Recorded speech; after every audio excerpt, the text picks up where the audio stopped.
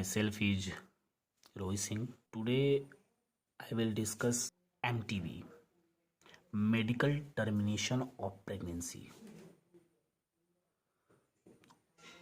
Medical termination of pregnancy is also known as abortion. आप जानते भी होंगे abortion, नाम सुने भी होंगे। एबॉर्शन को मेडिकल टर्म में मेडिकल टर्मिनेशन ऑफ प्रेगनेंसी कहते हैं। एबॉर्शन क्या होता है, एबॉर्शन कैसे किया जाता है,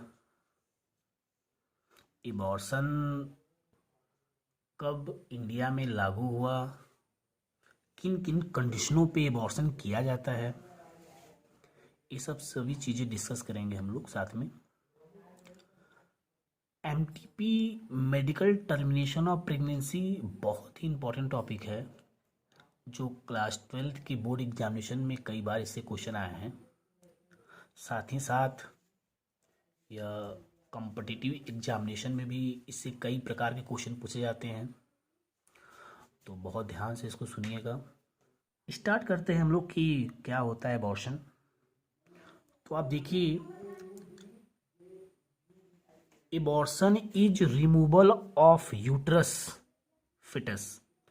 abortion is the removal of uterus foetus from the mother's uterine wall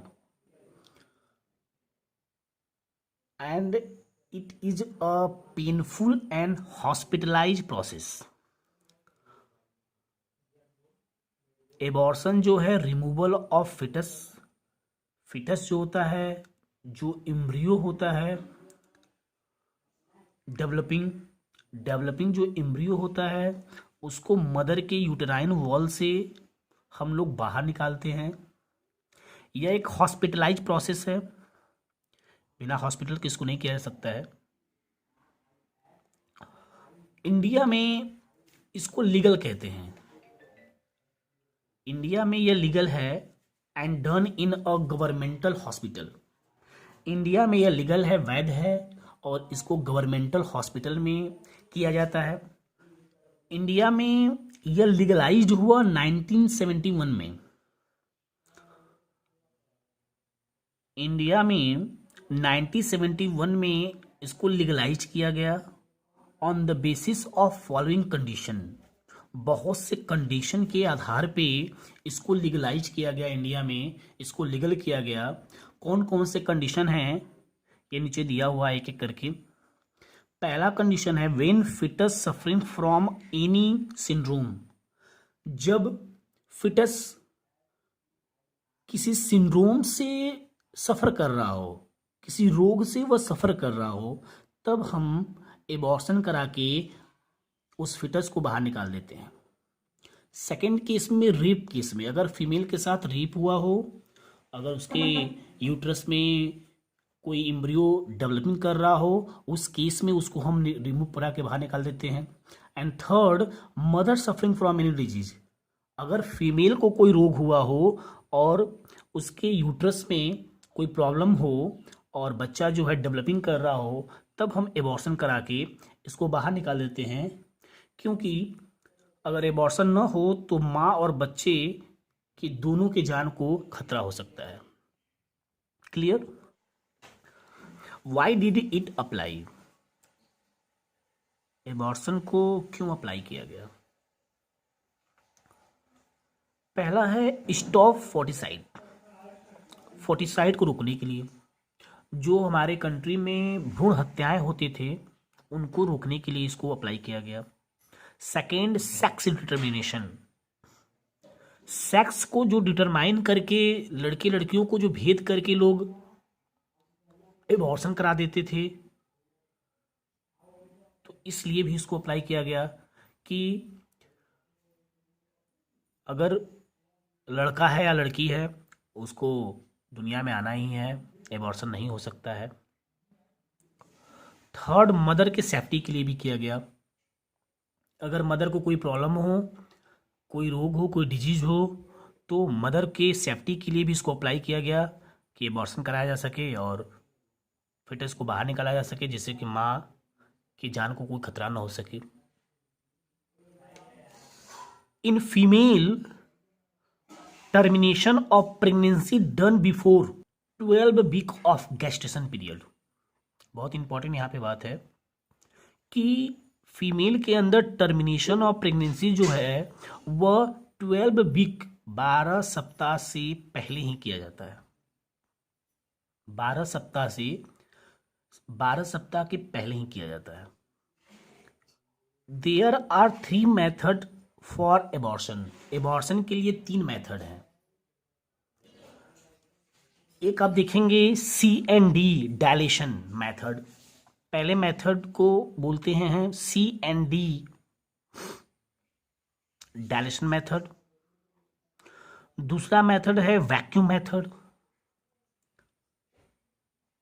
और तीसरा मेथड जो है उसको हम लोग कहते हैं यूज ऑफ एब्रोफिशिएंट। यूज ऑफ एब्रोफिशिएंट। एक एक करके तीनों मेथड को हम लोग पढ़ेंगे, जानेंगे क्या होता है, कैसे होता है। DNC dilation. In this method cervix dilated और रिलैक्स। इस मेथड में सर्विक्स को डायलेट करते हैं या रिलैक्स करते हैं। Open and entry of spoon like instrument. और इसको ओपन करके इसके अंदर इंसर्ट कराते हैं स्पून की तरह इंस्ट्रूमेंट को। उस इंस्ट्रूमेंट को बोलते हैं यूरेटल बोलते हैं। जो इंस्ट्रूमेंट है जो इंसर्ट कराते हैं फीमेल के वेजाइनल ट्रैक में, उस इंस्ट्रूमेंट को बोलते हैं यूरेटल बोलते हैं। In this embryo and covering membrane are slowly remove from uterus. और एम्ब्रियो और उसके चारों तरफ जो कवरिंग मेम्ब्रेन है, जो डायग्राम में आप देख रहे हैं, आप जो डायग्राम में देख रहे हैं कि एम्ब्रियो और कवरिंग मेम्ब्रेन जो है उसको स्लोली रिमूव कर लिया जाता है यूट्रस से। यूट्रस से उसको निकाल लिया जाता है। सेकेंड आप देखेंगे vacuum method. In this method embryo is sucked by an instrument. इस मेथड में एम्ब्रियो को सक कर लिया जाता है एक इंस्ट्रूमेंट के द्वारा, और उस इंस्ट्रूमेंट का नाम है वैक्यूम एस्पिरेटर बोलते हैं। बहुत इंपॉर्टेंट। जो इंस्ट्रूमेंट है जिससे कि एम्ब्रियो को सक किया जाता है, उस इंस्ट्रूमेंट का नाम है वैक्यूम एस्पिरेटर नाम है। वैक्यूम एस्पिरेटर से उसको सक किया जाता है। It is a less painful from a previous method. यह प्रीवियस मेथड से बहुत ही कम पेनफुल होता है। सेकेंड मेथड जिसको हम लोग वैक्यूम मेथड बोलते हैं, वह ऊपर वाले मेथड से जो है थोड़ा कम पेनफुल होता है। थर्ड आप देखेंगे यूज ऑफ एब्रोफिशिएंट। थर्ड मेथड में जो है यूज ऑफ एब्रोफिशिएंट होता है। इन this method involve a injection. इसमें इंजेक्शन का हम लोग यूज करते हैं विच कंटेन हार्मोन। जो इंजेक्शन होता है वह हार्मोन का बना होता है और उस हार्मोन का नाम है प्रोस्टोग्लैंडियंस बोलते हैं। प्रोस्टोग्लैंडियंस जो है हार्मोन है जिससे कि इंजेक्शन हम लोग बनाते हैं। It is dissolve the embryo.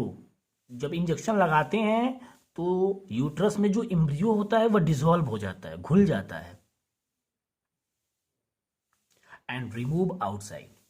जब घुल जाता है तो वह यूट्रस से बाहर निकलकर वेजाइनल ट्रैक से बाहर निकल जाता है। This method is list painful from the previous method. ऊपर दोनों मेथड से यह और कम पेनफुल मेथड है। तो 3 मेथड जो हैं एबॉर्शन के हैं। फर्स्ट आपने देखा DNC डायलेशन मेथड है, सेकेंड वैक्यूम मेथड है और थर्ड है यूज ऑफ एब्रोफिशिएंट। तो ये टॉपिक समाप्त हुआ। इस टॉपिक का नोट्स मेरे डिस्क्रिप्शन में आपको मिल जाएगा, जहाँ से आप प्राप्त कर सकते हैं। मेरे चैनल को लाइक करिए, शेयर करिए और सब्सक्राइब करिए। और कोई सजेशन अगर देना है तो कमेंट बॉक्स में लिखकर सजेस्ट भी करिए। फिर मिलेंगे नए टॉपिक के साथ। तब तक के लिए अलविदा। Thank you so much.